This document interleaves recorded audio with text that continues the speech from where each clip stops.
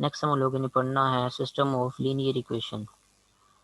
Linear equation का आपको पता होगा, ऐसी इक्वेशन जो इस फॉर्म में लिखी जा सके, A x plus B is equal to zero, या फिर आप इस फॉर्म में भी लिख सकते हैं ए एक्स इज इक्वल टू कोई कांस्टेंट लेट से डी। दोनों ये दोनों फॉर्म जो हैं वो एक ही हैं, जस्ट अरेंजमेंट का ही फ़र्क है।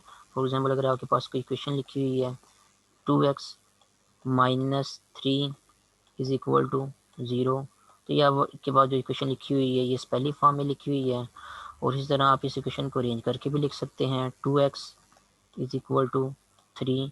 तो ये ऊपर वाली इक्वेशन है, जैसे इसकी अरेंजमेंट में थोड़ी सी चेंजिंग की हुई है। तो ये जो इक्वेशन आपके पास लिखी हुई है सेकंड वाली फॉर्म में लिखी हुई है। तो दोनों में से किसी फॉर्म में लिखी जा सकती है लीनियर इक्वेशन, कोई इशू नहीं है दोनों में, दोनों एक ही तरह की फॉर्म है, जस्ट अरेंजमेंट में थोड़ी सी चेंजिंग आ रही है। तो ऐसी इक्वेशन जो इस फॉर्म में लिखी हुई हो, ए एक्स प्लस कोई constant is equal to zero, या फिर a x is equal to कोई कांस्टेंट, इस टाइप की इक्वेशन को हम कहते हैं linear equation in one variable. One variable क्यों? क्योंकि यहाँ पे सिर्फ एक ही अननोन या वेरिएबल इन्वॉल्व हो रहा है x. In general system of in general linear equation में एक से ज़्यादा अननोन या वेरिएबल इन्वॉल्व हो सकते हैं। फॉर एग्जांपल जैसे कि आप इस इक्वेशन में देख लीजिए, यहाँ पे जो लिखी हुई है a11 x1 plus a12 x2 is equal to b1। यहाँ पे x1 और x2 आपके पास क्या हैं, अननोन या वेरिएबल हैं, और इनके कोएफिशिएंट कौन सी हैं, a11 और 12। a12 is equal to b1 आपके पास कांस्टेंट है। तो ये जो आपके पास इक्वेशन लिखी हुई है ये भी आपके पास एक लीनियर इक्वेशन लिखी हुई है, क्योंकि इसमें भी जो अननोन या वेरिएबल इन्वॉल्व हो रहे हैं उनकी मैक्सिमम पावर क्या आ रही है, 1 आ रही है, और उनके कोएफिशिएंट जो है वो नॉट इक्वल टू ज़ीरो होने चाहिए। अगर coefficient not equal to zero होंगे तभी आपके पास जो है मैक्सिमम पावर जो है 1 इन्वॉल्व होगी। अगर कोएफिशिएंट ज़ीरो होगा तो मैक्सिमम पावर जो है ख़त्म हो जाएगी। फॉर एग्जांपल अगर आपके पास इस तरह इक्वेशन लिखी हुई हो, a1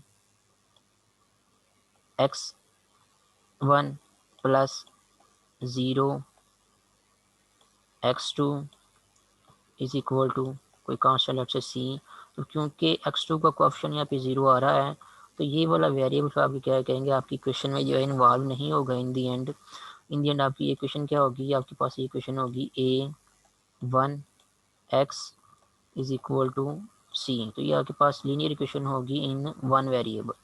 ठीक है, तो कोएफिशिएंट आपके पास 0 नहीं होना चाहिए, क्योंकि अगर आप कोएफिशिएंट 0 भी कंसिडर करेंगे तो इस तरह फिर आप कंफर्म नहीं बता सकेंगे कि आपकी इक्वेशन में जो है वो कितने वेरिएबल इन्वॉल्व हो रहे हैं। जैसे देखिए आप इस इक्वेशन को फिर हम जो है इस तरह भी लिख सकते हैं, अगर हमने 0 कोएफिशिएंट को भी इन्वॉल्व कर लिया तो इस इक्वेशन को हम लिख सकते हैं a1 x x1 plus 0 x2 plus 0 x3। इस तरह हम अपनी मर्जी से जो है वो 0 के साथ वेरिएबल लगा के जो है वो वेरिएबल इंक्लूड करते जाएंगे इक्वेशन में, और इज इक्वल टू कांस्टेंट लिख देंगे। तो ये भी आपके पास एक लीनियर इक्वेशन है, और ये भी आपके पास लीनियर इक्वेशन है। दोनों लीनियर इक्वेशन जो है सेम ही है, फ़र्क इतना है कि इसमें जो है वो कुछ टर्म जो है वो 0 से मल्टीप्लाई करने के बाद ऐड हो रही हैं, मीन 0 ही ऐड हो रहे हैं। तो इन दी एंड आपको a1 x1 is equal to c constant यही इक्वेशन मिलेगी।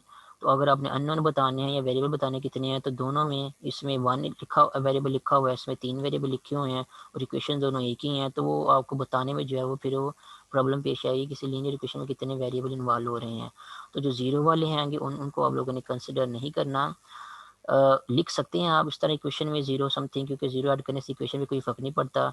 लेकिन अगर आपने बताना हो कितने ये इक्वेशन जो है कितने वेरिएबल वाली है, तो ये इक्वेशन जो है वो जस्ट एक ही वेरिएबल वाली है, लीनियर इक्वेशन है जिसमें एक ही अननोन जो है वो इन्वॉल्व हो रहा है। तो इस तरह की इक्वेशन आप देख सकते हैं। अगर कोई इक्वेशन आपके पास इस फॉर्म में लिखी हुई होगी तो उसको कहेंगे लीनियर इक्वेशन इन टू वेरिएबल। उस तरह अगर इस इक्वेशन को देखें तो यहाँ पे आपके पास एक लीनियर इक्वेशन लिखी हुई है इन 3 वेरिएबल। ठीक है, 3 वेरिएबल कैसे, यहाँ पे जो x1 x2 और x3 इन्वॉल्व हो रहे हैं, तीनों ही वेरिएबल हैं, उनकी मैक्सिमम पावर क्या आ रही है आपकी इक्वेशन में, 1 ही आ रही है। तो ऐसी इक्वेशन जिसमें अननोन या वेरिएबल की मैक्सिमम पावर 1 हो उसको लीनियर इक्वेशन कहते हैं। अब अननोन या वेरिएबल लीनियर इक्वेशन में एक या एक से ज़्यादा हो सकते हैं। ठीक है, यूजुअली आप लोगों ने जो लीनियर इक्वेशन पढ़ी होती हैं आप लोगों ने वो एक वेरिएबल पढ़ी होती हैं। For example 3x is equal to -1/2, ये भी आपके पास एक लीनियर इक्वेशन है जिसमें एक ही अननोन एक्स इन्वॉल्व हो रहा है। तो अभी तक आप लोगों ने जिन इक्वेशन को लीनियर इक्वेशन को सॉल्व करना सीखा है वो जस्ट एक वक्त में एक ही लीनियर इक्वेशन को सॉल्व करने का वे जो सीखा है। तो नेक्स्ट हम लोगों ने पढ़ना है system of linear equation. System of linear equation का मीन्स जब आपके पास एक से ज़्यादा लीनियर इक्वेशंस आपको दी गई हों डिस्कस करने के लिए या सॉल्व करने के लिए, तो उस केस में जो एक से ज़्यादा लीनियर इक्वेशन आपको दी गई होती हैं उनको हम बोलते हैं सिस्टम ऑफ लीनियर इक्वेशन। ठीक है, तो यहाँ पे दो लीनियर इक्वेशन दी गई हैं, तो ये आपके पास क्या बन जाएगा, system of two linear equations. यहाँ पे आपको तीन लीनियर इक्वेशन दी गई हैं, ये आपके पास बन जाएगा system of three linear equations. वो अलग बात है, पहले सिस्टम में आपके पास जो इक्वेशन आपको दी गई है उसमें दो अननोन इन्वॉल्व हो रहे हैं, दूसरे सिस्टम में आपके पास जो इक्वेशन यहाँ पे दी गई है उसमें तीन अननोन्स या वेरिएबल इन्वॉल्व हो रहे हैं। इसी तरह इन जनरल आप जो है वो linear equation in n variable भी लिख सकते हैं। For example a1 x1 plus a2 x2 plus so on plus an xn is equal to कोई कांस्टेंट लेट्स से सी। तो इस फॉर्म में अगर आपके पास कोई इक्वेशन लिखी हुई है तो ये इक्वेशन है आपके पास linear equation in N number of variables. ठीक है, जितने भी वेरिएबल इन्वॉल्व हो रहे हैं सब की मैक्सिमम पावर 1 है, तो ये लीनियर इक्वेशन है। तो कितने वेरिएबल, एन वेरिएबल इन्वॉल्व हो रहे हैं, तो ये है linear equation in one variable. ठीक है, और अगर आपके पास एक से ज़्यादा लीनियर इक्वेशन इन्वॉल्व हो रही हैं आपके क्वेश्चन में या प्रॉब्लम में, तो फिर आप कहेंगे कि आपको सिस्टम ऑफ लीनियर इक्वेशन जो है वो गिवन दिया गया है। ठीक है, तो ये थी सिस्टम लीनियर इक्वेशन और सिस्टम ऑफ लीनियर इक्वेशंस की definition.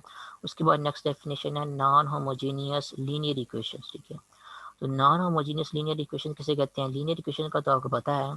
Non homogeneous system of linear equation किसे कहते हैं, अगर आपको कोई सिस्टम ऑफ लीनियर इक्वेशन दिया गया, फॉर एग्जांपल ये भी दिया जा सकता है, दो इक्वेशंस, तीन इक्वेशन भी दी जा सकती हैं, चार भी दी जा सकती हैं, लेकिन ज़्यादातर हम जो है वो दो या तीन ही पढ़ेंगे। तो अगर जब भी आपको सिस्टम ऑफ लीनियर इक्वेशंस दिया गया हो, अगर आप नोट करते हैं कि आपके सिस्टम ऑफ लीनियर इक्वेशन में कम अज़ कम जो है एक कांस्टेंट, किसी भी इक्वेशन में जो है कम से कम एक कांस्टेंट जो है नॉट इक्वल टू ज़ीरो हो, तो उस केस में हम कहेंगे हमारा सिस्टम ऑफ लीनियर इक्वेशन क्या है, वो non homogeneous system of linear equation. ठीक है, फिर से दोबारा रिपीट कर दूं, ये जो कांस्टेंट इन्वॉल्व हो रहे होंगे आपके सिस्टम ऑफ लीनियर इक्वेशन में, दो के केस में ये वाले इन्वॉल्व हो रहे हैं, तीन सिस्टम ऑफ लीनियर इक्वेशन के केस में ये वाले कांस्टेंट इन्वॉल्व हो रहे हैं।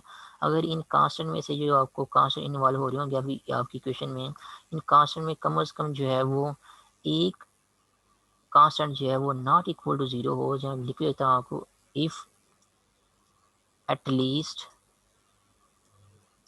One constant is non zero, then. तो ये जो आपको सिस्टम ऑफ लीनियर इक्वेशन दिया गया है, सिस्टम ऑफ लीनियर इक्वेशन में अगर कम अज़ कम जो है वो एक कांस्टेंट जो है वो नॉट इक्वल टू ज़ीरो है या नॉन ज़ीरो है, तो उस केस में आपको जो सिस्टम ऑफ लीनियर इक्वेशन होगा उसको हम बोलेंगे वो है non homogeneous system of linear equations. ठीक है, और अगर आपको कम से कम एक कांस्टेंट नॉन जीरो नहीं मिलता, मीन्स के सारे अगर आपके कांस्टेंट जो है वो ज़ीरो हैं, तो उस केस में आपका जो सिस्टम होगा उसको हम बोलेंगे homogeneous system of linear equations. ठीक है, तो उसको यहाँ से भी अलग कर सकते हैं, सिंपली सिर्फ इतना ही, homogeneous system of linear equations. ठीक है, तो फिर से दोबारा रिपीट कर दूं, अगर सारे के सारे कांस्टेंट जो आपकी सिस्टम ऑफ लीनियर इक्वेशन में इन्वॉल्व हो रहे हैं, अगर सारे के सारे कांस्टेंट जो है वो ज़ीरो हैं, तो उस केस में आपका सिस्टम होगा homogeneous system of linear equations. ठीक है, या कहने कि इफ़, यहाँ पे दो सिस्टम ऑफ लीनियर इक्वेशन में कह सकते हैं, if B1 is equal to B2 is equal to zero, then, यानी कि आपके जो कांस्टेंट इन्वॉल्व हो रहे हैं आपकी सिस्टम ऑफ लीनियर इक्वेशन में अगर वो ज़ीरो हैं, देन आपकी जो सिस्टम ऑफ लीनियर इक्वेशन होगा उसको हम बोलेंगे homogeneous system of linear equations. ठीक है, अगर कांस्टेंट जो है वो सारे के सारे ज़ीरो नहीं है, उनमें कम से कम एक कांस्टेंट जो है आपको नॉन ज़ीरो मिल रहा है, तो उस केस में आपका जो सिस्टम होगा उसको non homogeneous system of linear equation कहेंगे, जैसा कि यहाँ पे मैंने बताया है। If at least one constant is non zero in your system of linear equations, then given system of linear equation is called non-homogeneous system of linear equations। ठीक है, तो ये नॉन का वर्ड यहाँ पे यूज़ हो रहा है, तो यहाँ से भी आप याद रख सकते हैं, अगर एक कांस्टेंट नॉन जीरो है तो वो नॉन होमोजीनियस, कम से कम एक कांस्टेंट अगर नॉन जीरो है तो वो non homogeneous system of linear equation है। अगर सारे के सारे कांस्टेंट जीरो हैं तो फिर वो homogeneous system of linear equation होंगी आपके पास। ठीक है, उसके बाद नेक्स्ट हम लोगों ने ये वे सीखना है कि अगर आपको सिस्टम ऑफ लीनियर इक्वेशन दी गई, हम एक से ज़्यादा लीनियर इक्वेशन जो है आपको दी गई हो, सिस्टम ऑफ लीनियर इक्वेशन दिया गया हो, तो उनको सॉल्व करने के वेज कौन से हैं, ठीक है। अभी तक आप लोगों ने जो सिस्टम ऑफ लीनियर इक्वेशन को सॉल्व करने का वे पढ़ा है, वो ये है कि जब भी आपको कोई इक्वेशन दो इक्वेशन दी गई होती हैं लीनियर इक्वेशन जिनको आप लोगों ने सॉल्व करना हो, फॉर एग्जाम्पल अगर आपको इक्वेशन दी गई है 2x minus 3 is equal to 0, एक ये लीनियर इक्वेशन दी गई है। एक लीनियर इक्वेशन आपको दी गई है x plus 5 is equal to 0। तो अभी तक आप लोगों ने ये जो सीखा हुआ है लीनियर, एक से ज़्यादा लीनियर इक्वेशन को सॉल्व करने का, वो ये है कि आप क्या करते हैं कि किसी एक लीनियर इक्वेशन को किसी नंबर से मल्टीप्लाई करने के बाद, सूटेबल नंबर से मल्टीप्लाई करने के बाद दूसरी क्वेश्चन में ऐड या सब्ट्रैक्ट करते हैं दूसरी क्वेश्चन में से। उससे क्या होता है, ऐड या सब्ट्रैक्ट करने से आपकी एक लीनियर इक्वेशन में से जो है एक अननोन जो है वो डिलीट हो जाता है जब आपके पास दो वेरिएबल इन्वॉल्व हो रही हो। सॉरी, ये भाई एक मैंने लिख दिया है। तो अगर एक, अभी तक आप लोगों ने जो लीनियर इक्वेशन सॉल्व करने का वे सीखा है वो यही है कि अगर आपकी क्वेश्चन में एक अननोन इन्वॉल्व हो रहा हो तो आप क्या करते हैं, जस्ट उसी इक्वेशन को सिंप्लीफाई करके रीअरेंज करके जो अननोन इन्वॉल्व हो रहा होता है उसको एक साइड पे ले जाते हैं, और बाकी क्वांटिटीज या टर्म को जो दूसरी साइड पे ले जाते हैं, तो आपको जो अननोन इन्वॉल्व हो रहा होता है उसकी वैल्यू मिल जाती है जब आपको एक लीनियर इक्वेशन जो है वो सॉल्व करने के लिए दी गई हो, ठीक है। इसी तरह अगर आपको दो लीनियर इक्वेशन सॉल्व करने के लिए दी गई हो तो उस केस में फिर आपको जो है वो आपकी लीनियर इक्वेशन में दो अननोन इन्वॉल्व होते हैं। फॉर एग्जांपल आपको अगर ये इक्वेशन दी गई होगी 2x minus 3y is equal to 4, अगर एक लीनियर इक्वेशन आपके पास ये है और दूसरी लीनियर इक्वेशन आपके पास ये है जिसमें दो अननोन इन्वॉल्व हो रहे हैं, let's say x minus y is equal to 2, ये दो लीनियर इक्वेशन आपको दी गई हैं, आपसे कहा जाए इनको सॉल्व करें। तो अभी तक जिस वे से आप लोग इन लीनियर इक्वेशन को सॉल्व करते हैं वो ये था कि आप किसी एक लीनियर इक्वेशन को किसी सूटेबल नंबर से मल्टीप्लाई करने के बाद उसको किसी दूसरी लीनियर इक्वेशन में जो है वो ऐड करते थे या उसमें से माइनस करते थे, और इस तरह ऐड या सब्ट्रैक्शन करते थे कि इन दी एंड एडिशन या सब्ट्रैक्शन करने के बाद आपकी एक लीनियर इक्वेशन में से एक अननोन जो है वो डिलीट हो जाता है। फिर उसके बाद आप दूसरी उन लीनियर इक्वेशन को जो है वो सॉल्व करके एक्स और वाई की वैल्यू फाइंड आउट कर लेते थे। और या फिर आप लोग ये कर देते थे, किसी एक लीनियर इक्वेशन में से किसी एक अननोन की वैल्यू फाइंड करने के बाद उसको दूसरी इक्वेशन में पुट कर देते थे। फॉर एग्जांपल आप लोग यहाँ से एक्स की वैल्यू फाइंड कर सकते हैं, एक्स की वैल्यू आपको यहाँ से मिलेगी 2 प्लस वाई, ठीक है। इस इक्वेशन से आपको एक्स की वैल्यू जो है 2 प्लस वाई मिलेगी। ये जो एक्स की वैल्यू 2 प्लस वाई होगी, आप क्या करेंगे, इस एक्स वैल्यू को जो है वो इस पहली इक्वेशन में पुट कर देंगे। इस एक्स की वैल्यू को जब आप इस पहली इक्वेशन में पुट करेंगे यहाँ पे एक्स की जगह, तो आपकी सारी पहली इक्वेशन जो है वो वाई में चेंज हो जाएगी। जब सारी पहली इक्वेशन वाई में चेंज हो जाएगी तो वहाँ से आप वाई की वैल्यू जो है वो इजीली फाइंड आउट कर सकते हैं। जब यहाँ से आपको वाई की वैल्यू मिलेगी तो आप इस वाई की वैल्यू को जो है वापस फिर इस दूसरी इक्वेशन में जो है वो पुट करके या किसी और भी इक्वेशन में जिसमें वाई एक्स और वाई दोनों इन्वॉल्व हो रहे हैं उसमें पुट करने के बाद वापस फिर से आप जो है एक्स की वैल्यू भी जो है फाइंड आउट कर सकते हैं। तो अभी तक आप लोगों ने जो है वो एक से ज़्यादा लीनियर इक्वेशन को सॉल्व करने का ये वाला वे जो है पढ़ा हुआ है, सीखा हुआ है। हम लोगों ने नेक्स्ट जो वेज पढ़ने हैं सिस्टम ऑफ लीनियर इक्वेशन को सॉल्व करने के, वो ये है कि मैट्रिसेस को यूज़ करते हैं हम लोगों ने सिस्टम ऑफ लीनियर इक्वेशन को जो है सॉल्व करना है। तो मैट्रिसेस को या फिर कह लें कि डिटर्मिनेंट्स को जो है वो यूज़ करते हुए सिस्टम ऑफ लीनियर इक्वेशन को सॉल्व करने के दो वेज हम लोगों ने पढ़ने हैं। पहला वे है आपके पास मैट्रिक्स इन्वर्जन मेथड, और दूसरा वे है आपके पास क्रैमर रूल। सबसे पहले हम पढ़ते हैं यहाँ पे मैट्रिक्स इन्वर्जन मेथड को। तो मैट्रिक्स इन्वर्जन मेथड से सिस्टम ऑफ लीनियर इक्वेशन को कैसे सॉल्व करते हैं वो सीखने के लिए हम जो है यहाँ पे एक एग्जांपल करते हैं। फॉर एग्जांपल आपको एक सिस्टम ऑफ लीनियर इक्वेशंस दिया गया है जिसमें दो ही इक्वेशंस हैं और दो ही अननोन जो है वो आपके सिस्टम ऑफ लीनियर इक्वेशन में इन्वॉल्व हो रहे हैं। ये है एग्जांपल नंबर 8। इस सिस्टम ऑफ लीनियर इक्वेशन को आपसे कहा गया कि इसको by using matrix inversion method जो है वो सॉल्व करें। तो मैट्रिक्स इन्वर्जन मेथड से सॉल्व कैसे करते हैं वो सीखने के लिए हम जो है वो आपको मैं पहले एक जनरल वे जो है बता देता हूँ। हम लोगों ने क्या करना होता है, जो भी हमें सिस्टम ऑफ लीनियर इक्वेशंस दी गई होती हैं उन सिस्टम ऑफ लीनियर इक्वेशंस को मैट्रिक्स की फॉर्म में जो है वो चेंज करते हैं। उन मैट्रिक्स का नाम देते हैं। पहले मैट्रिक्स का नाम जो कि कोएफिशिएंट को यूज़ करके बनता है उसको कैपिटल ए का नाम देते हैं। अननोन वाले मैट्रिक्स को जो है कैपिटल एक्स का नाम देते हैं, और ये जो कांस्टेंट वाला मैट्रिक्स होता है इसको मैट्रिक्स बी का नाम देते हैं। यहाँ पे आपके पास फिर एक इक्वेशन बन जाती है। इस इक्वेशन को हम कहते हैं capital A into x is equal to b. यहाँ पे आप बी स्मॉल बी की जगह कैपिटल बी भी यूज़ कर सकते हैं। इस नोटेशन की जगह यहाँ पे बुक वालों ने स्मॉल बी यूज़ किया हुआ है, तो आप कैपिटल बी भी जो है वो यूज़ कर सकते हैं इस मैट्रिक्स के नाम के तौर पे, ठीक है।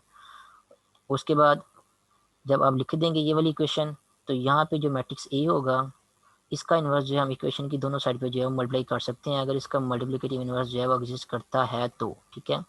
अगर इसका मल्टीप्लिकेटिव इन्वर्स एग्जिस्ट करता है तो मैट्रिक्स ए के मल्टीप्लिकेटिव इन्वर्स को इस इक्वेशन की दोनों साइड से मल्टीप्लाई कर देंगे। तो जब मैट्रिक्स ए का मल्टीप्लिकेटिव इन्वर्स इस इक्वेशन की लेफ्ट हैंड साइड से मल्टीप्लाई होगा, यहाँ पे मल्टीप्लाई होगा, तो ये आपके पास बन जाएगा ए इनवर्स इंटू ए एक्स। और जब राइट हैंड साइड से मल्टीप्लाई होगा तो आपके पास आंसर हो जाएगा यहाँ पे ए इनवर्स इंटू बी, ठीक है। अब लेफ्ट हैंड साइड पे देखें, यहाँ पे आ रहा है ए इनवर्स इंटू ए। जब भी आप किसी मैट्रिक्स को उसके मल्टीप्लिकेटिव इनवर्स से मल्टीप्लाई करते हैं तो आंसर आपको क्या मिलता है, आइडेंटिटी मैट्रिक्स मिलता है। और साथ में क्या आ रहा है, मैट्रिक्स एक्स आ रहा है, तो आई एक्स ये बन जाएगा आपके पास लेफ्ट हैंड साइड में, और इज इक्वल टू आपके पास राइट हैंड साइड में बन जाएगा ए इनवर्स इंटू बी। अब लोगों को पता है आइडेंटिटी मैट्रिक्स को जब किसी मैट्रिक्स के साथ मल्टीप्लाई करते हैं तो इन दी एंड हमें वही मैट्रिक्स मिलता है जिसको आइडेंटिटी मैट्रिक्स के साथ मल्टीप्लाई करते हैं। तो यहाँ पे आपके पास आ जाएगा एक्स, कैपिटल एक्स, और ये किसके इक्वल है, ये इज इक्वल टू है ए इनवर्स बी। और यही है आपके पास मैट्रिक्स इन्वर्जन मेथड का एक्चुअल फार्मूला जिसको यूज़ करते हैं हम लोगों ने सिस्टम ऑफ लीनियर इक्वेशन को सॉल्व करना होता है। कैपिटल एक्स आपके पास क्या है, आप देख सकते हैं यहाँ पे कैपिटल एक्स जो है वो इस कॉलम मैट्रिक्स को नाम दिया हुआ है। तो ये आपके पास ये वाला कॉलम मैट्रिक्स क्या बन जाएगा, x1 और x2, और राइट हैंड साइड में आपके पास क्या है, A inverse b. A inverse into b, A inverse का आप जो है वो आंसर फाइंड आउट करेंगे, मल्टीप्लिकेटिव ए का मल्टीप्लिकेटिव इनवर्स फाइंड आउट करेंगे, उसको मैट्रिक्स बी के साथ मल्टीप्लाई करेंगे। जब मल्टीप्लाई करेंगे तो आपको यहाँ पे भी जो है इन दी एंड सॉल्व करने के बाद एक मैट्रिक्स मिल जाएगा, जिसमें एक एंट्री यहाँ पे लिखी हुई होगी और दूसरी एंट्री जो है वो आपके पास यहाँ पे लिखी हुई होगी। तो जो पहली दोनों मैट्रिक्स के हैं आपस में इक्वल आ रहे हैं, यहाँ पे देख सकते हैं इक्वलिटी आ रही है। तो पहली एंट्री जो होगी वो x1 की वैल्यू होगी, और जो दूसरी एंट्री होगी वो आपके पास x2 की वैल्यू होगी। तो ये है मैट्रिक्स इन्वर्जन मेथड से सिस्टम ऑफ लीनियर इक्वेशन को सॉल्व करने का वे। आप लोगों ने ये सारी कैलकुलेशन जो है वो नहीं करनी जो मैंने यहाँ पे भी की है। मैट्रिक्स को ए एक्स इक्वल टू बी लिखने के बाद ए इनवर्स से मल्टीप्लाई किया है, और उसके बाद ये वाला फार्मूला जो ड्राइव किया है x is equal to A inverse b. आप लोगों ने डायरेक्टली जो है वो ये वाला फार्मूला जो यूज़ करना है जब भी आप लोगों ने सिस्टम ऑफ लीनियर इक्वेशन को मैट्रिक्स इन्वर्जन मेथड्स के ज़रिए जो है वो सॉल्व करना है। तो हम लोगों ने डायरेक्टली जो है ये वाला फार्मूला यूज़ करना है, x is equal to A inverse b, ठीक है। तो अब मैं दोबारा सोल्यूशन की तरफ चलता हूँ, आपको बताता हूँ कि सिस्टम ऑफ लीनियर इक्वेशन को जो है वो मैट्रिक्स की फॉर्म में जो है कैसे ट्रांसफॉर्म करते हैं। तो ये आपको सिस्टम ऑफ लीनियर इक्वेशन दी गई हैं टू, इनमें क्या इन्फॉर्मेशन दी गई है, इसमें पहली इन्फॉर्मेशन तो ये दी गई है कि 2x1 माइनस 3x2 ये 5 के इक्वल होता है, ठीक है। और उसके अलावा दूसरी क्या इन्फॉर्मेशन दी गई है कि 5x1 प्लस x2 ये 4 के इक्वल होता है। अब हम जो है वो इनको मैट्रिसेस की फॉर्म में लिखेंगे, और मैट्रिसेस की फॉर्म इस तरह लिखेंगे कि इन दी एंड हमें जो है वो ये इन्फॉर्मेशन मैट्रिसेस से भी मिले जो कि आपको सिस्टम ऑफ लीनियर इक्वेशन से मिल रही है, ठीक है। तो मैट्रिसेस की फॉर्म में कैसे लिखना है, यहाँ पे आपके पास कांस्टेंट्स की जो लेफ्ट हैंड साइड में या इक्वल की लेफ्ट हैंड साइड में आपके पास जो अननोन या वेरिएबल के साथ जो कोएफिशिएंट्स मल्टीप्लाई हो रहे हैं इनको इसी तरतीब के साथ जो है लोगों ने लिख के एक मैट्रिक्स बना देना है। फॉर एग्जांपल देखें तो x1 का कोएफिशिएंट 2 है और x2 का कोएफिशिएंट -3 है पहली लाइन में या पहली इक्वेशन में। तो यहाँ पे आप जो है पहली रो में आपके लिख देंगे 2 और -3 जो है वो मैट्रिक्स में लिख देंगे। इसी तरह जो दूसरी लीनियर इक्वेशन है उसमें x1 का कोएफिशिएंट 5 है और x2 का कोएफिशिएंट क्या है वो 1 है। तो अब मैट्रिक्स की दूसरी इक्वेशन में भी जो है वो या दूसरी रो में जो है वो पहला जो नंबर है या एलिमेंट है वो 5 लिख देंगे और दूसरा नंबर जो है वो 1 लिख देंगे। तो यहाँ पे आपके पास जो सिस्टम ऑफ लीनियर इक्वेशन दी गई हैं उनको देखते हुए जो है और उनके कोएफिशिएंट को देखते हुए उनकी तरतीब को फॉलो करते हुए उसी तरह उनके कोएफिशिएंट को यूज़ करते हुए जो है एक मैट्रिक्स लिख देंगे। ये वाला मैट्रिक्स, इस मैट्रिक्स को बोलते हैं मैट्रिक्स ऑफ कोएफिशिएंट्स, क्योंकि अननोन या वेरिएबल जो इन्वॉल्व हो रहे हैं आपके सिस्टम ऑफ लीनियर इक्वेशन में उन अननोन या वेरिएबल के जो कोएफिशिएंट्स हैं उनको यूज़ करते हम लोगों ने ये वाला मैट्रिक्स जो है बनाया हुआ है। इसलिए इस मैट्रिक्स को बोलते हैं मैट्रिक्स ऑफ कोएफिशिएंट्स, और इसको जो है मैट्रिक्स ए का नाम जो है हम दे देते हैं, ठीक है। उसके बाद आपकी लीनियर इक्वेशन में जितने भी अननोन या वेरिएबल इन्वॉल्व हो रहे होते हैं, x1 यहाँ पे x2 यहाँ पे 2 वेरिएबल इन्वॉल्व हो रहे हैं, 3 भी हो सकते हैं, 4 भी हो सकते हैं, जितने भी अननोन या वेरिएबल इन्वॉल्व हो रहे हैं उसका कॉलम मैट्रिक्स बना के उसको आप लोगों ने इस तरह इसके साथ मल्टीप्लाई कर देना है मैट्रिक्स ऑफ कोएफिशिएंट के साथ या मैट्रिक्स ए के साथ। उस मैट्रिक्स को हम नाम दे देंगे वो क्या है आपके पास मैट्रिक्स कैपिटल एक्स है, ठीक है। उसके बाद इक्वल के बाद जो कांस्टेंट इन्वॉल्व हो रहे हैं 5 और 4 उनको भी जो है वो उनका भी एक कॉलम मैट्रिक्स बना के उनको इक्वल के बाद यहाँ पे लिख देंगे, और इस मैट्रिक्स को नाम हम दे देंगे स्मॉल बी का बुक में नाम दिया है, आप जो है वो कैपिटल बी का नाम भी जो है वो दे सकते हैं इस मैट्रिक्स को, ठीक है। तो अब हमने क्या कर दिया, सिस्टम ऑफ लीनियर इक्वेशन को देखते हुए हम लोगों ने मैट्रिसेस को जो है वो इन मैट्रिसेस को लिख दिया। लेफ्ट हैंड साइड में दो मैट्रिसेस आपस में मल्टीप्लाई हो रहे हैं और आंसर उनका जो है वो लेफ्ट हैंड साइड में जो राइट हैंड साइड में जो मैट्रिक्स आ रहा है इसके इक्वल आ रहा है, ठीक है। और हम लोग ये चेक करना है कि ये जो मैट्रिक्स की फॉर्म में हम लोगों ने ये इक्वेशन लिखी है, ये वाली इक्वेशन भी क्या हमें वही इन्फॉर्मेशन दे रही है जो ये दो सिस्टम ऑफ लीनियर इक्वेशन जो हमें इन्फॉर्मेशन दे रही थी, ठीक है। तो वो चेक कर लेते हैं। वो कैसे चेक करेंगे, आप इन दो मैट्रिसेस को जो लेफ्ट हैंड साइड में लिखे हैं इनको आपस में मल्टीप्लाई करो। मैट्रिसेस को मल्टीप्लाई करना तो आप लोगों को आता ही होगा, ठीक है। मल्टीप्लाई कैसे करेंगे, जो पहला मैट्रिक्स है उसकी पहली रो को दूसरे मैट्रिक्स के जब कॉलम के साथ मल्टीप्लाई करेंगे तो 2x1 के साथ मल्टीप्लाई होगा और -3 जो है वो x2 के साथ मल्टीप्लाई होगा, तो आपको आंसर मिलेगा 2x1 माइनस 3x2, ये वाला आंसर मिलेगा, ठीक है। इसी तरह जब दूसरी रो को इस कॉलम के साथ मल्टीप्लाई करेंगे तो 5x1 के साथ मल्टीप्लाई होगा और 1x2 के साथ मल्टीप्लाई होगा, तो आपको आंसर मिलेगा 5x1 प्लस x2, ठीक है। तो दूसरे लफ्ज़ में अगर कहें तो जब इन दोनों मैट्रिक्स को आप मल्टीप्लाई करेंगे तो इनको मल्टीप्लाई करने के बाद आपको जो मैट्रिक्स मिलेगा वो मैट्रिक्स कौन सा होगा, वो ये वाला मैट्रिक्स होगा जो मैं यहाँ पे फिलहाल आपको जो है वो यहाँ पे जो है वो शो करके बता रहा हूँ, ठीक है। आप लोगों को मल्टीप्लाई करना आता है, आप लोगों ने नोट कर लिया होगा कि लेफ्ट हैंड साइड में जो मैट्रिसेस लिखे हुए हैं उनको जब मल्टीप्लाई करेंगे तो उनको मल्टीप्लाई करने के बाद ये वाला मैट्रिक्स मिलेगा जिसकी पहली एंट्री आपके पास होगी 2x1 माइनस 3x2 और जो दूसरी एंट्री होगी वो आपके पास होगी 5x1 प्लस x2, ठीक है। और उसके अलावा राइट हैंड साइड में देखिए यहाँ पे क्या लिखा है, यहाँ पे 5 और 4 का एक कॉलम मैट्रिक्स लिखा हुआ है, तो राइट हैंड साइड में आपके पास क्या बन जाएगा, ये 5 और 4 का कॉलम मैट्रिक्स जो है वो एज इट इज आ जाएगा, ठीक है। तो जब इन दोनों मैट्रिसेस को या इस इक्वेशन को हम लोगों ने सॉल्व किया या सिंप्लीफाई किया तो आपको कौन सी इक्वेशन मिली है, आपको ये वाली मैट्रिसेस की इक्वेशन मिली है। एक मैट्रिक्स आपके पास लेफ्ट हैंड साइड में है, दूसरा मैट्रिक्स आपके पास जो है वो राइट हैंड साइड में है, ठीक है। अब इन दोनों मैट्रिसेस को कंपेयर करें, क्या दोनों मैट्रिसेस क्या है, आपस में इक्वल है, ठीक है। यहाँ पे जिस इक्वेशन को हमने सिंप्लीफाई किया यहाँ पे देखें दोनों मैट्रिसेस क्या है, आपस में इक्वल है। यहाँ पे दरमियान में इक्वालिटी का सिंबल आएगा। तो दो मैट्रिसेस आपस में इक्वल होते हैं, इसका मतलब उनकी करस्पॉन्डिंग एंटीज भी आपस में इक्वल होती हैं, ठीक है। तो इसका मतलब क्या होगा, इसका मतलब ये होगा 2x1 माइनस 3x2 वो किसकी इक्वल होगा, वो 5 के इक्वल होगा और 5x1 प्लस x2 वो किसकी इक्वल होगा, वो 4 के इक्वल होगा। तो ये जो मैट्रिसेस की इक्वेशन आपने यहाँ पे बनाई थी, इन मैट्रिसेस की इक्वेशन से ये आपको क्या इन्फॉर्मेशन मिल रही है, आपको ये इन्फॉर्मेशन मिल रही है कि 2x1 माइनस 3x2 5 के इक्वल है और 5x1 प्लस x2 वो 4 के इक्वल है। ये तो आपको मैट्रिसेस से इन्फॉर्मेशन मिल रही है। तो आपको जो सिस्टम ऑफ लीनियर इक्वेशन दी गई थी उनसे आपको क्या इन्फॉर्मेशन मिली है, उनसे भी आपको यही इन्फॉर्मेशन मिल रही है कि 2x1 माइनस 3x2 वो 5 के इक्वल है और 5x1 प्लस x2 वो 4 के इक्वल है। तो जो इन्फॉर्मेशन आपको सिस्टम ऑफ लीनियर इक्वेशन से मिल रही थी वही इन्फॉर्मेशन जो है आपको ये जो हमने मैट्रिसेस की फॉर्म में इक्वेशन लिखी है इनसे भी आपको वही इन्फॉर्मेशन मिल रही है, ठीक है। इसका मतलब ये है कि इन इक्वेशन में जो x1 और x2 की वैल्यू होगी वो वही होगी जो इन मैट्रिसेस में जो है वो x1 और x2 की वैल्यू होगी, ठीक है। तो हम क्या करेंगे, इन मैट्रिसेस में जो x1 और x2 इन्वॉल्व हो रहा है इनकी वैल्यू फाइंड करेंगे और इनकी वैल्यू जो भी वैल्यू आपको इंडियन मिलेगी वो एक्चुअली क्या होगा, यहाँ पे जो x1 x2 इन्वॉल्व हो रहे हैं उनकी वैल्यू जो है वो होंगी, तो आपको यहाँ पे जो x1 x2 इन्वॉल्व हो रही होंगी उनकी वैल्यू भी जो है वो इनडायरेक्टली मिल जाएगी। तो जब भी आपने सिस्टम ऑफ लीनियर इक्वेशन को by using matrix inversion method solve करना है तो इक्वेशंस को मैट्रिसेस की फॉर्म में जो है वो ट्रांसफॉर्म करने के बाद इन मैट्रिसेस में जो x1 या x2 या कहने के जो अननोन इन्वॉल्व हो रहे हैं आप लोगों ने इनकी वैल्यू फाइंड करनी है। अगर आप लोगों ने इनकी वैल्यू फाइंड कर ली इसका मतलब ये है कि आपके सिस्टम ऑफ लीनियर इक्वेशन में जो अननोन या वेरिएबल इन्वॉल्व हो रहे हैं आप लोगों ने उनकी वैल्यू जो है वो फाइंड आउट कर ली है, ठीक है। अब मैंने आपको बताया था कि मैट्रिक्स इन्वर्जन मेथड से सिस्टम ऑफ लीनियर इक्वेशन को सॉल्व कैसे करते हैं, उसका फॉर्मूला ये मैंने जो है वो इस इक्वेशन को यूज़ करते बनाया था। ये वाली जो इक्वेशन आपके पास मैट्रिक्स की फॉर्म में बन गई है, ये वाली capital A into x is equal to b. इसलिए इक्वेशन को यूज़ करते मैंने जो फार्मूला बनाया था वो था आपके पास ये वाला capital x is equal to A inverse b, ठीक है। अब इस फार्मूले को हम जो है वो यूज़ करेंगे और इसकी मदद से जो है वो जो कैपिटल एक्स मैट्रिक्स है उसकी वैल्यू फाइंड करेंगे। अगर हमें कैपिटल एक्स मैट्रिक्स की वैल्यू मिल गई तो उस कैपिटल एक्स मैट्रिक्स में जो अननोन इन्वॉल्व हो रहे हैं मीन्स ये हमें देखें तो कैपिटल एक्स मैट्रिक्स में जो अननोन इन्वॉल्व हो रहे हैं हमें उनकी वैल्यू भी जो है वो मिल जाएगी, ठीक है।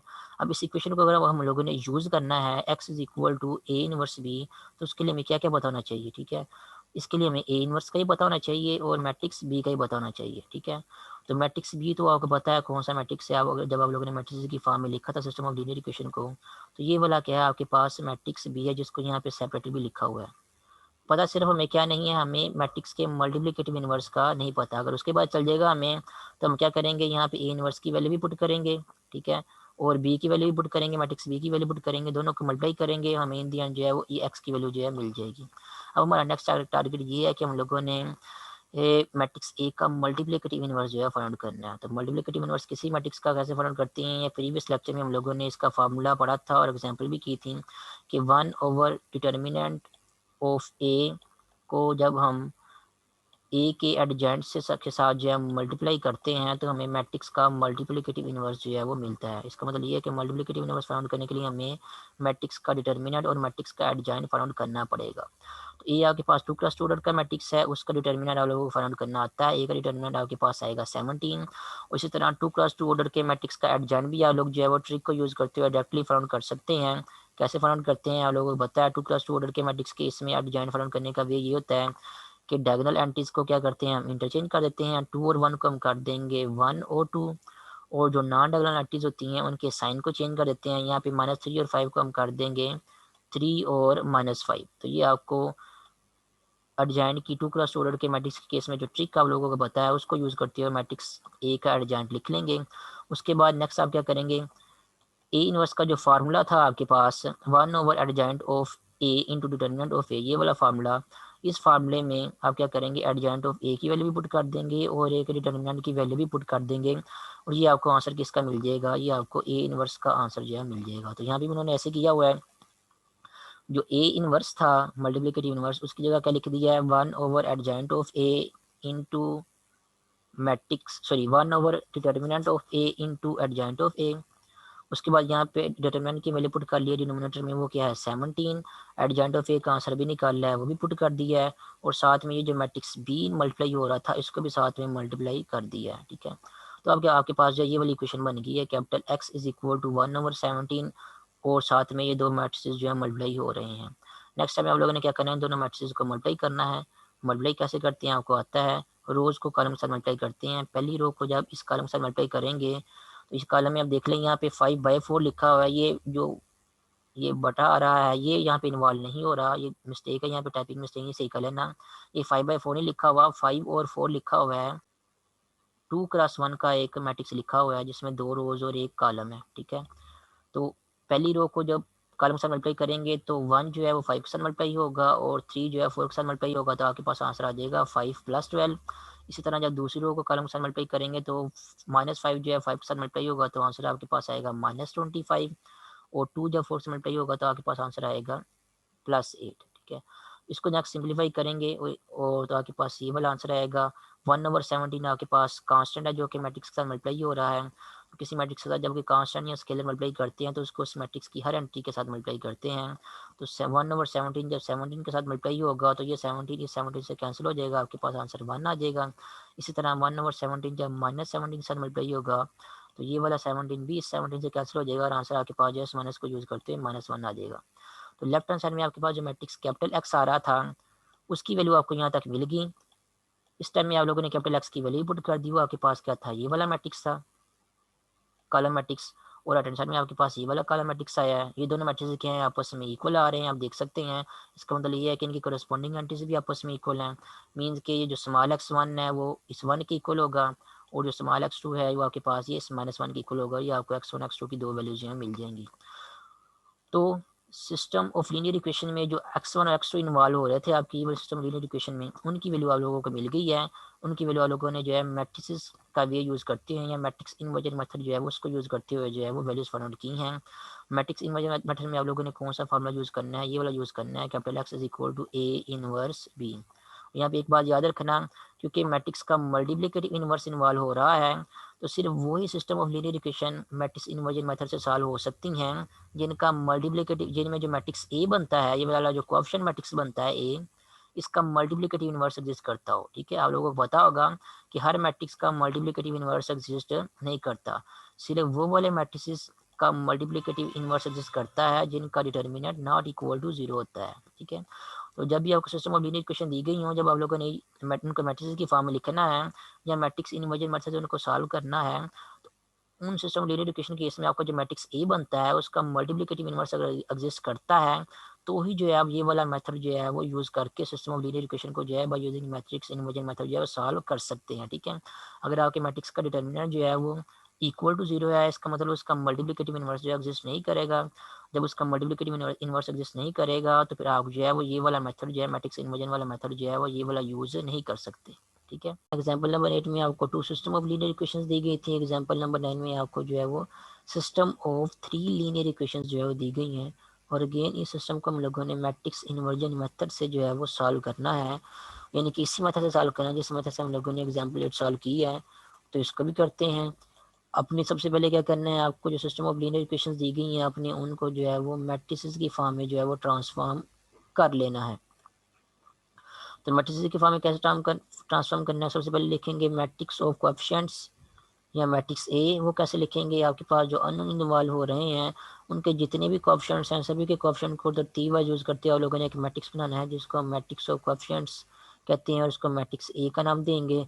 तो जो पहली इक्वेशन है उसका उसमें जो पहला अननोन है उसका कोएफिशिएंट 1 है तो यहाँ पे 1 आ जाएगा आपके पास। उसके बाद जो पहली इक्वेशन का दूसरा अननोन है उसमें दूसरा उसका कोएफिशिएंट जो है वो -2 है तो -2 यहाँ पे आ जाएगा। और पहली इक्वेशन में जो तीसरा अननोन है उसका कोएफिशिएंट आपके पास +1 है तो +1 आपके पास जो है वो यहाँ पे आ जाएगा। तो पहली इक्वेशन को देखते हुए आपके पास मैट्रिक्स ए की पहली रो बन जाएगी। उसके बाद जब दूसरी इक्वेशन की बारी आएगी तो पहला अननोन उसका कोएफिशिएंट आपके पास 3 है।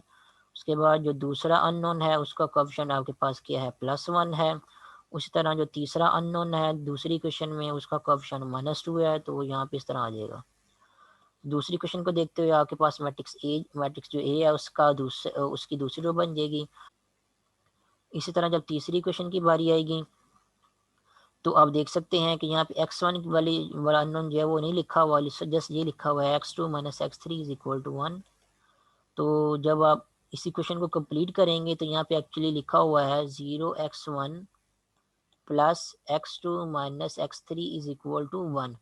तो क्योंकि 0x1 यहाँ पे लिखा हुआ है और 0 को x1 से मल्टीप्लाई करने के बाद आंसर 0 आता है तो वो 0 यहाँ पे लिखने की ज़रूरत नहीं थी इसलिए यहाँ पे 0 नहीं लिखा हुआ।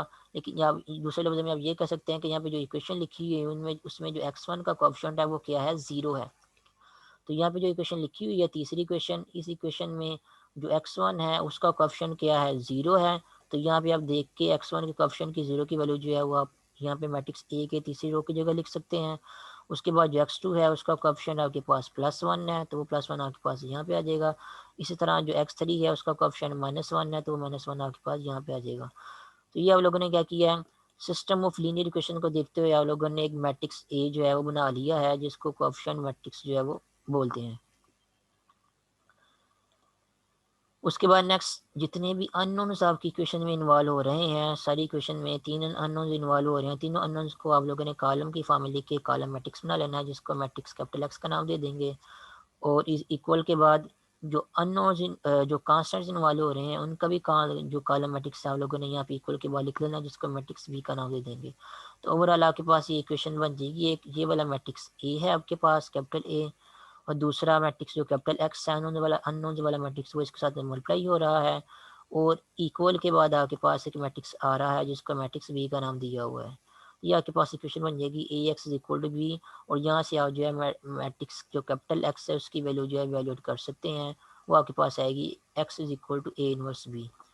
तो अब हमें x की वैल्यू फाइंड आउट करनी है कैपिटल एक्स मैट्रिक्स की, उसके लिए हमें a का इन्वर्स जो है फाइंड आउट करना पड़ेगा। तो हम क्या करते हैं, अब अगेन जो है वो a का इन्वर्स फाइंड आउट करते हैं। a का इन्वर्स फाइंड आउट करने के लिए हमें a का डिटर्मिनेंट और उसका एडजॉइंट जो है इवैल्यूएट करना पड़ेगा। सबसे पहले हम a का डिटर्मिनेंट इवैल्यूएट करते हैं। ये आपके पास मैट्रिक्स a है और यहाँ पे उसका डिटर्मिनेंट इवैल्यूएट किया हुआ है। तो फर्स्ट रो से एक्सपेंड करेंगे तो फर्स्ट रो की जो पहली एंट्री आपके पास आ रही है वो है +1। तो +1 यहाँ पे लिखेंगे। उसके बाद क्या करेंगे, जिस भी रो और जिस भी कॉलम में आपके पास ये +1 आ रहा था उस रो और उस कॉलम को डिलीट कर देंगे और बाकी जो एंट्रीज बच जाएंगी उनका डिटर्मिनेंट जो है वो +1 के साथ मल्टीप्लाई कर देंगे। तो ये उन्होंने उनका डिटर्मिनेंट जो है साथ में मल्टीप्लाई कर दिया है। उसके बाद नेक्स्ट माइनस का सिंबल जो है वो खुद से लगाएंगे यहाँ पे जब दूसरी एंट्री आप लोग लिखनी है। और फिर उसके बाद जो दूसरी एंट्री जो है इसके साथ मल्टीप्लाई करेंगे। जब दूसरी एंट्री साथ में मल्टीप्लाई करेंगे यहाँ पे लिखेंगे तो -2 जो है इस माइनस के साथ मिलके जो है वो +2 बन जाएगा। उसके बाद नेक्स्ट सेम वही प्रोसीजर के -2 जो है वो जिस भी कॉलम में मौजूद है लोगों ने उस रो कॉलम को डिलीट करने के बाद जो बाकी एंट्रीज बच गई हैं 3 -2 0 और -1 उनका डिटर्मिनेंट जो है वो इस 2 के साथ मल्टीप्लाई कर देना जो कि यहाँ पे किया हुआ है। सेम इसी प्रोसीजर को फॉलो करते हुए नेक्स्ट हम लोगों ने +1 लिखना है, उसके बाद 1 वाला कॉलम और 1 वाली रो को जो है स्किप कर देना है, और बाकी जो एंट्रीज बच गई हैं उनका डिटर्मिनेंट जो है वो इस +1 के साथ मल्टीप्लाई करना है, जो कि यहाँ पे अगेन किया हुआ है। नेक्स्ट अब सिंपलीफिकेशन करते हैं। 1 को -1 के साथ मल्टीप्लाई करेंगे तो आंसर आपके पास आएगा -1। उसके बाद माइनस का सिंबल खुद से लगाएंगे, और -2 को जब +1 से मल्टीप्लाई करेंगे तो आंसर आपके पास आएगा -2। ये वाला -2 जब इस माइनस के साथ डील करेगा तो आंसर आपके पास इन दी एंड जो है वो +2 बन जाएगा ये वाला। और बाहर जो 1 मल्टीप्लाई हो रहा है, 1 को मल्टीप्लाई करें या ना करें कोई फ़र्क नहीं पड़ता, इसलिए 1 जो है उसको यहाँ पे जो है वो मल्टीप्लाई करने के बाद आपका आंसर जो है सेम यही आ जाएगा, -1 और +2। उसके बाद नेक्स्ट इस डिटर्मिनेंट को ओपन करते हैं। 3 को -1 से मल्टीप्लाई करेंगे तो आंसर आपके पास आएगा -3। उसके बाद माइनस का सिंबल जो है खुद से लगाएंगे। -2 को 0 से मल्टीप्लाई करेंगे तो आंसर आपके पास 0 ही आएगा। इन दी एंड आपके पास ये आंसर बन जाएगा 2 मल्टीप्लाइड बाय -3 -0। और इसी तरह इस डिटर्मिनेंट को ओपन करेंगे तो आपके पास आंसर आएगा 1 मल्टीप्लाइड बाय 3 -0। नेक्स्ट मजीद जो है वो सिम्प्लीफिकेशन करते हैं। -1 और +2, इसका आंसर आपके पास आ जाएगा +1। उसके बाद -3 -0, ये आपके पास आंसर आ जाएगा -3, और 3 -0 का आंसर आपके पास जो है वो +3 आ जाएगा। 2 को -3 से मल्टीप्लाई करेंगे तो आंसर आपके पास -6 आएगा, और 1 और 3 साथ में इनमें ऐड करेंगे तो -6 +3 और +1, ये वाला आपके पास आंसर आ जाएगा -2। तो एक के डिटर्मिनेंट का आंसर आपके पास आ गया है -2। अब नेक्स्ट हम लोगों ने अर्जेंट फाइंड आउट करना है। और क्योंकि हमारे पास जो मैट्रिक्स इन्वॉल्व हो रहा है जिसका अर्जेंट हम लोगों ने फाइंड आउट करना है वो 3x3 ऑर्डर का मैट्रिक्स है, तो इसका अर्जेंट फाइंड आउट करने के लिए हमें सबसे पहले जो है वो को फैक्टर जो है फाइंड आउट करने पड़ेंगे, और प्रॉपर अर्जेंट की डेफिनेशन को यूज़ करते हुए हम जो है अर्जेंट जो है मैट्रिक्स ए का फाइंड आउट करेंगे। तो सबसे पहले हम क्या करेंगे, जो सबसे पहले वाली एंट्री है, फर्स्ट रो और पहले फर्स्ट कॉलम वाली एंट्री है, उसका को फैक्टर फाइंड आउट करेंगे। उसका को फैक्टर को जो है वो कैपिटल A11 से जो रिप्रेजेंट किया है, क्योंकि वो फर्स्ट रो और फर्स्ट कॉलम वाली एंट्री है। मैट्रिक्स ए के अंदर जितनी भी एंट्रीज है हम लोगों ने सभी का जो है वो सभी के को फैक्टर्स फाइंड आउट करने हैं। तो फर्स्ट रो और फर्स्ट कॉलम वाली जो सबसे पहली वाली एंट्री है जो कि 1 है, उसका को फैक्टर कैपिटल A11 वो किसके इक्वल होगा, उसका फार्मूला आप लोगों ने पढ़ा है, को फैक्टर्स का जनरल फार्मूला आप लोगों ने पढ़ा हुआ, मैंने आप लोगों को लास्ट मीटिंग में भी बताया था कि कोई भी एंट्री हो किसी स्क्वायर मैट्रिक्स की, आपने उसका को फैक्टर लेट से Aij फाउंड करना है। कोई भी एंट्री है, फॉर एग्जांपल आपके पास Aij, ये मैट्रिक्स किसी स्क्वायर मैट्रिक्स की कोई भी एक जनरल एंट्री है, आपने इसका को फैक्टर फाउंड करना है। तो इसके को फैक्टर को जनरली इस नोटेशन से रिप्रेजेंट करते हैं। और ये किसके इक्वल होगा, इसका फार्मूला होगा -1 लिखेंगे, और माइनस के मान की पावर में ये जो आपके आई और जे नंबर इन्वॉल्व हो रहे हैं, इन नंबर्स को क्या करेंगे आपस में ऐड कर देंगे, तो यहाँ पे आपके पास -1 की पावर में आ जाएगा आई प्लस जे।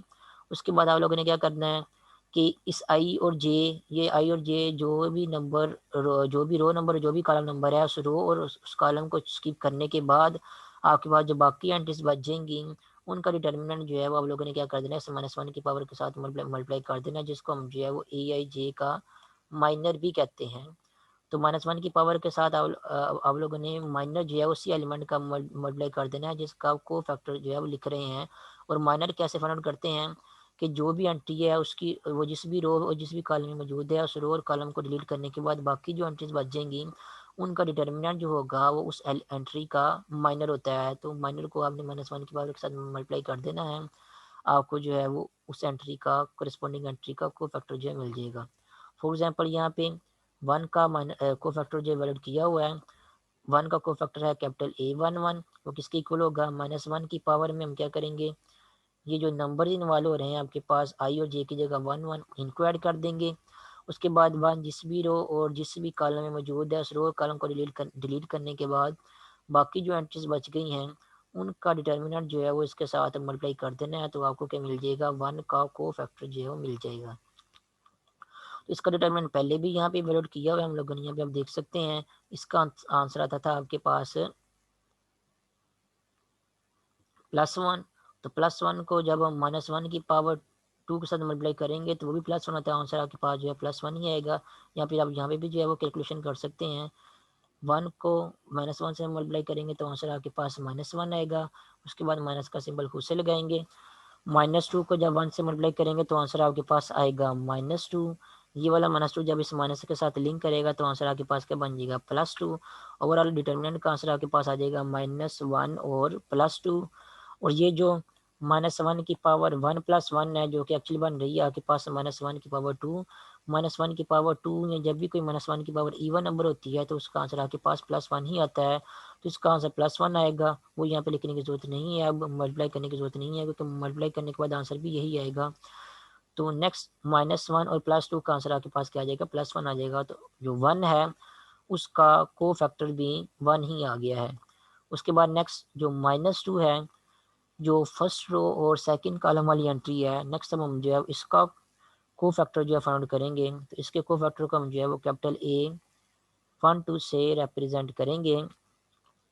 तो ये अब कौन सी रो और कौन सी कॉलम वाली एंट्री है, ये फर्स्ट रो और सेकंड कॉलम वाली एंट्री है। तो हम क्या करेंगे यहाँ पे -1 की पावर 1 + 2 ये इस तरह ऐड करके लिख देंगे।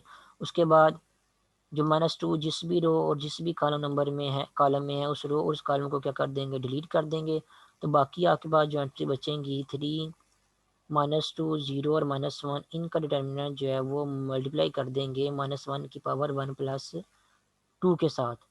उसके बाद नेक्स्ट कैलकुलेशन करेंगे। तो -1 की पावर हमें पता है -1 की पावर 1 + 2 3 की इक्वल होती है। और -1 की पावर जब भी ऑड नंबर होगी तो आंसर आपके पास रिजल्ट में -1 ही आएगा हमेशा। तो यहाँ पे ये वाला माइनस जो है वो यहाँ पे लिख दिया है। उसके बाद नेक्स्ट डिटर्मिनेंट को ओपन किया है। 3 को -1 से मल्टीप्लाई करेंगे तो आंसर आपके पास जो है -3 आएगा। उसके बाद माइनस का सिंबल जो है वो खुद से लगाएंगे। -2 को 0 से मल्टीप्लाई करेंगे तो आंसर आपके पास 0 ही आएगा। तो -3 -0 ओवरऑल आपके पास आंसर आएगा। माइनस ब्रैकेट के बाहर एक लगा हुआ है और ब्रैकेट के अंदर है आपके पास -3 -0 -3 और -0 हमें पता है वो -3 के ही इक्वल होता है। और माइनस जब -3 के साथ मल्टीप्लाई होगा तो आंसर आपके पास +3 आ जाएगा। तो जो -2 है उसका कोफैक्टर हमारे पास आ गया है +3। तो इस तरह जितनी भी एंट्रीज आपके मैट्रिक्स में ए में इन्वॉल्व हो रही हैं कैपिटल ए में, सभी एंट्रीज के आप लोगों ने क्या कर देने हैं कोफैक्टर जो है वो फाइंड आउट करने हैं। को फैक्टर सभी एंट्रीज के जब आपको मिल जाएंगे तो को फैक्टर्स फाइंड आउट करने के बाद आप लोगों ने क्या करना है उन को फैक्टर्स को आप लोगों ने उन्हीं एंट्रीज की जगह जो है वो लिख देना जिस एंट्री के को फैक्टर्स वो हैं। फॉर एग्जांपल आपने एक मैट्रिक्स लिखना है जिसको आप लोगों ने नाम दे देना है एडजॉइंट ऑफ मैट्रिक्स ए। उसके बाद आप लोगों ने एक मैट्रिक्स लिखना है। मैट्रिक्स ए की पहली एंट्री आपके पास क्या थी 1 थी। तो इस 1 की जगह आप लोगों ने क्या कर देना है 1 का को फैक्टर लिख देना है। तो 1 का को फैक्टर 1 नहीं है तो हमने क्या कर दिया 1 की जगह 1 का को फैक्टर लिख दिया है। उसके बाद नेक्स्ट मैट्रिक्स जो कैपिटल ए था उसकी जो फर्स्ट रो सेकंड कॉलम वाली एंट्री थी वो आपके पास थी -2। अब हम लोगों ने क्या कर देना है इस -2 की जगह इसका ये जो को फैक्टर 3 है वो पुट कर देना है। तो अब हम क्या करेंगे -2 को जो है वो यहाँ से इरेज कर देंगे और इसकी जगह इसका को फैक्टर लिख देंगे। इसी तरह मैट्रिक्स ए में जितनी भी एंट्रीज होंगी आपने सभी एंट्रीज की जगह उनके को फैक्टर लिख देने हैं। फॉर एग्जांपल यहाँ पे जो पहली रो तीसरे कॉलम वाली ये जो एंट्री है इसका को फैक्टर 3 आया है। तो यहाँ पे भी हम क्या करेंगे पहली रो और तीसरे कॉलम वाली एंट्री की जगह उसका को फैक्टर 3 लिख देंगे। ये आपके पास जो मैट्रिक्स ए था उसमें हर एंट्री की जगह आप क्या कर रहे हैं अब उसका को फैक्टर लिख रहे हैं। और ये जो मैट्रिक्स इंडिया जब बन जाएगा आपके पास जब हर एंट्री की जगह उसका को फैक्टर लिखेंगे तो जो आपको नया मैट्रिक्स मिलेगा उस मैट्रिक्स का आप लोगों ने ट्रांसपोज भी ले लेना है। यहाँ पे ऊपर ट्रांसपोज टी का सिंबल भी लगा लेना है आप लोगों ने। जब आप ट्रांसपोज टी का सिंबल भी लगा देंगे तो इन दी एंड आपको ये जो मैट्रिक्स मिलेगा ये वाला ये मैट्रिक्स होगा मैट्रिक्स ए का एडजॉइंट। ठीक है।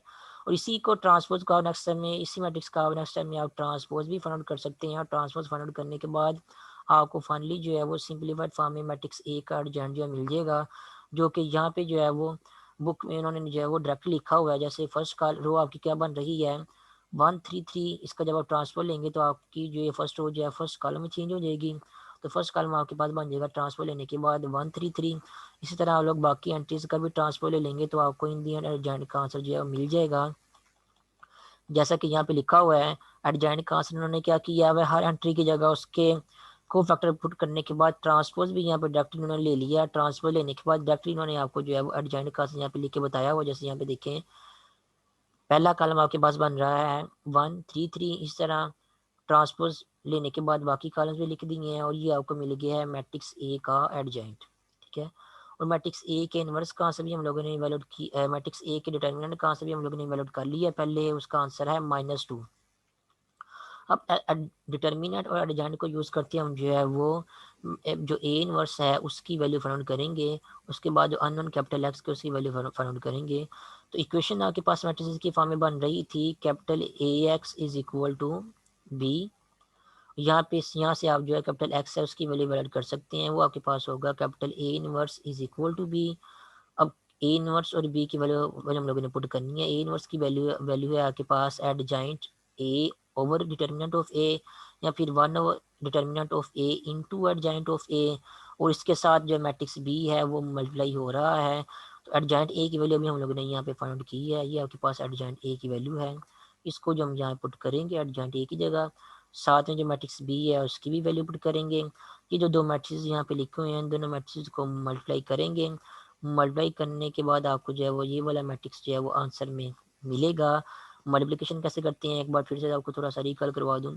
जो लेफ्ट हैंड साइड में मैट्रिक्स होगा उसकी पहली रो को जो है वो जो राइट हैंड साइड में मैट्रिक्स है उसकी हर कॉलम के साथ मल्टीप्लाई करना है। अब क्योंकि राइट हैंड साइड में बस एक ही कॉलम है तो हम क्या करेंगे, रो को बस एक ही कॉलम के साथ मल्टीप्लाई करेंगे। तो पहली रो के पहले एलिमेंट 1 को -1 से मल्टीप्लाई करेंगे तो आंसर आपके पास आ जाएगा -1। उसके बाद प्लस का सिंबल जो है खुद से लगाएंगे। -1 को फिर अब क्या करेंगे, 4 से मल्टीप्लाई करेंगे तो आंसर आपके पास आ जाएगा -4। तो -4 प्लस के साथ मिलके वो जो है वो -4 बन जाएगा यहाँ पे, तो ये आपके पास आ गया -4। उसके बाद फिर प्लस का सिंबल लगा के 3 को जो है वो 1 से मल्टीप्लाई करेंगे तो आंसर आपके पास आ जाएगा ये +3। तो ये हमने क्या किया, पहली रो को पहले कॉलम के साथ मल्टीप्लाई करके यहाँ पे लिख दिया है। इस तरह आप लोगों ने क्या करना है, दूसरी रो को अगेन पहले कॉलम के साथ मल्टीप्लाई करके यहाँ पे लिख देना है, और फिर तीसरी रो को जो है वो अगेन दूसरे मैट्रिक्स के पहले कॉलम के साथ मल्टीप्लाई करके यहाँ पे लिख देना है। तो ये आप लोगों ने क्या कर लिया, दो मैट्रिक्स को आपस में मल्टीप्लाई कर दिया है, और मल्टीप्लाई करने के बाद नेक्स्ट सिंप्लीफिकेशन करेंगे तो आपके पास ये वाला मैट्रिक्स जो है कॉलम मैट्रिक्स बन जाएगा। बाहर जो 1 नंबर डिटर्मिनेंट ऑफ ए था वो भी मल्टीप्लाई हो रहा है, तो उसको भी इंडिया ने यहाँ पे -1/2 को जो है वो मल्टीप्लाई करेंगे इस कॉलम मैट्रिक्स के साथ, तो आपके पास आंसर मिलेगा 1 1 और 0। इन दी एंड आपको जो है वो ये वाला आंसर मिलेगा। और ये किसका आंसर मिल रहा है आपको, ये देख सकते हैं लेफ्ट हैंड साइड पे आपके पास मैट्रिक्स एक्स है वो आ रहा है। तो इन दी एंड जब लेफ्ट हैंड साइड में मैट्रिक्स एक्स आ रहा है ये वाला, आपको उस मैट्रिक्स कैपिटल एक्स की वैल्यू मिल जाएगी। वो किसके इक्वल आ रही है, 1 1 और 0। हमें पता है जो मैट्रिक्स कैपिटल एक्स है वो क्या था, वो मैट्रिक्स जो कैपिटल एक्स था वो आपके पास ये वाला काला मैट्रिक्स था कि उसमें एंट्रीज थी स्मॉल x1, स्मॉल x2 और स्मॉल x3, इसकी ये एंट्रीज थी कैपिटल एक्स की। और इस कैपिटल एक्स का आंसर किसके इक्वल आ रहा है, इस मैट्रिक्स के इक्वल आ रहा है। इसका मतलब ये है कि ये वाला मैट्रिक्स और ये वाला मैट्रिक्स आपस में क्या है, इक्वल हैं। इक्वल है तो इनकी कोरेस्पॉन्डिंग एंट्रीज भी आपस में इक्वल होंगी। जो स्मॉल x1 है उसका आंसर आपके पास x1 आ जाएगी, उसका आंसर आपके पास 1 आ जाएगा। जो स्मॉल x2 है उसका आंसर आपके पास वो भी 1 आ जाएगा, और जो x3 है उसकी वैल्यू आपके पास जो है वो 0 आ जाएगी। इन दी एंड जो अननोन इन्वॉल्व हो रहे हैं आप x1 x2 x3 उनकी आपको जो है वो ये तीन वैल्यू जो है उनकी आपको मिल जाएंगी। तो ये है मैट्रिक्स इन्वर्स मेथड से या मैट्रिक्स इन्वर्जन मेथड से सिस्टम ऑफ लीनियर इक्वेशंस को सॉल्व करने का वे। नेक्स्ट जो एक्सरसाइज के क्वेश्चन आप लोगों ने करने हैं, क्वेश्चन आप जो है वो देख लें। क्वेश्चन है आपके पास एक्सरसाइज 5.3 है, और उसका क्वेश्चन नंबर 4 जो है वहाँ से जो है वो सिस्टम ऑफ लीनियर इक्वेशन को सॉल्व करने वाले क्वेश्चन शुरू हो रहे हैं जिनको मैट्रिक्स इन्वर्जन मेथड से हम लोगों ने सॉल्व करना है। तो एक्सरसाइज 5.3 में क्वेश्चन नंबर 4 को भी सॉल्व करना है मैट्रिक्स इन्वर्जन मेथड से। 5 6 7 8 9 और 10, तो 4 से लेकर 10 तक जो क्वेश्चन है उनको मैट्रिक्स इन्वर्जन मेथड से जो है सॉल्व करने के लिए कहा गया है। तो आप लोगों को सारे क्वेश्चन जो है फिलहाल प्रैक्टिस के लिए करने की जरूरत नहीं है। आप लोग जैसे क्या करें, क्वेश्चन नंबर जो 4 है इसको सॉल्व करें मैट्रिक्स इन्वर्जन मेथड से। उसके बाद क्वेश्चन नंबर 8 और क्वेश्चन नंबर 9, इन दोनों क्वेश्चन को भी आप लोगों ने मैट्रिक्स इन्वर्जन मेथड से सॉल्व करना। तो 3 क्वेश्चन मैंने आप लोगों को दिए अभी फिलहाल, जिनको आप लोगों ने जो है वो मैट्रिक्स इन्वर्जन मेथड जो है वो यूज़ करते हुए सॉल्व करना है। क्वेश्चन नंबर 4 है, क्वेश्चन नंबर 8 है और क्वेश्चन नंबर 9 है। इन तीनों क्वेश्चन को आप लोगों ने मैट्रिक्स इन्वर्जन मेथड से सॉल्व करके इनमें जो अननोन्स इन्वॉल्व हो रहे हैं उनकी वैल्यू जो है फाइंड आउट करनी है। तो अभी की मीटिंग के लिए इतना ही काफ़ी है।